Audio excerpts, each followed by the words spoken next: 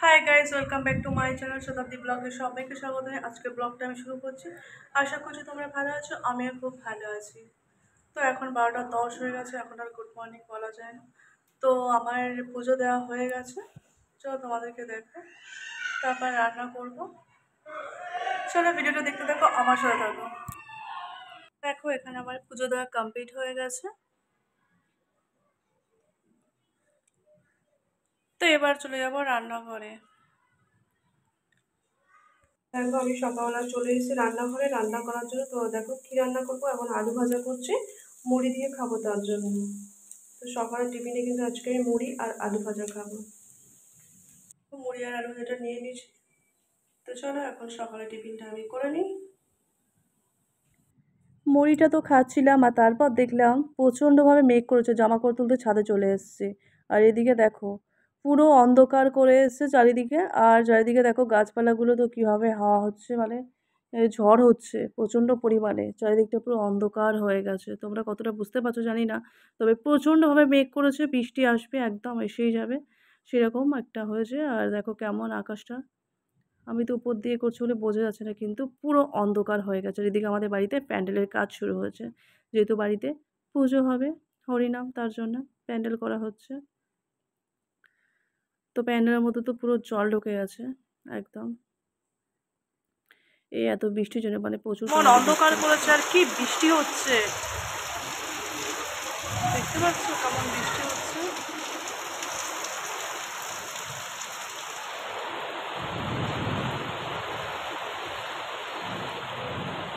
আমাদের এখানে কি পরিমাণ ঝড় বৃষ্টি হচ্ছে দেখো।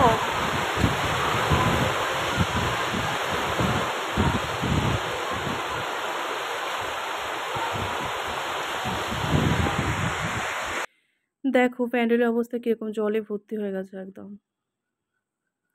এখন রান্নাঘরে চলে এসেছি রান্না করতে। আর এদিকে দেখো রান্না কিন্তু আমি অনেক আগেই বসিয়ে দিয়েছি।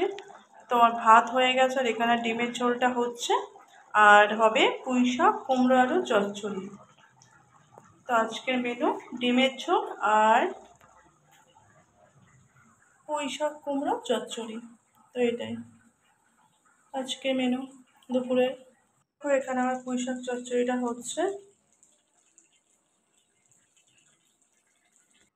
দেখো এখানে আমার কুমড়ো চচ্চড়ি রেডি হয়ে গেছে, একদম পুঁই শাক কুমড়ো চচ্চড়ি। দেখো রান্না আমার কমপ্লিট হয়ে গেছে, আর একবার তোমাদেরকে দেখিয়ে দিচ্ছি। দেখো ডিমের ঝোলের কালারটা কত সুন্দর এসছে। তো বৃষ্টি হচ্ছিল বলে আমার রান্না করতে ভীষণভাবে দেরি হয়ে গেল, অনেকটাই দেরি হয়ে গেছে। আর এদিকে দেখো ভাত, আর এখানে কুমড়ো চচ্চড়ি হয়ে গেছে আমার। তো তোমাদেরকে দেখিয়ে দিলাম আরও একবার। এবার ভাত খাবো।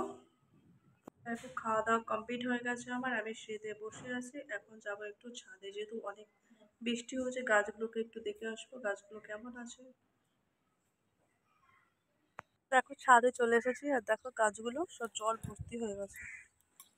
দেখছো গাছের গোড়ায় কত জল ভরে গেছে। এখন এই জলগুলোকে ফেলে দিতে হবে। এ বাবা,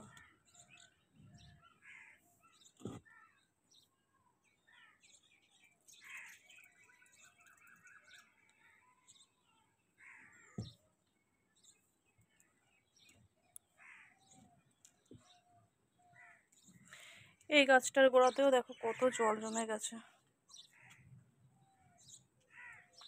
এটাতে তো বেশি হয়ে গেছে, একদম জল ভর্তি, ফেলে দিতে হবে জলগুলো।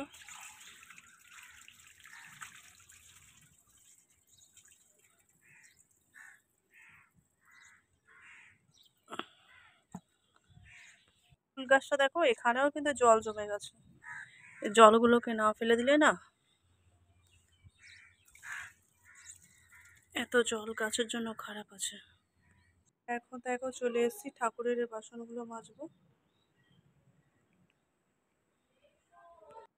দেখো এখানে বাসনগুলো মাজতে শুরু করেছি, তো একা একা মাজবো, তার জন্য আমি আবার যাকে আর শাশুড়িমাকে ডাকলাম। তো তিনজনে মিলে এবার ঠাকুরের বাসনগুলো মেজে নিচ্ছে।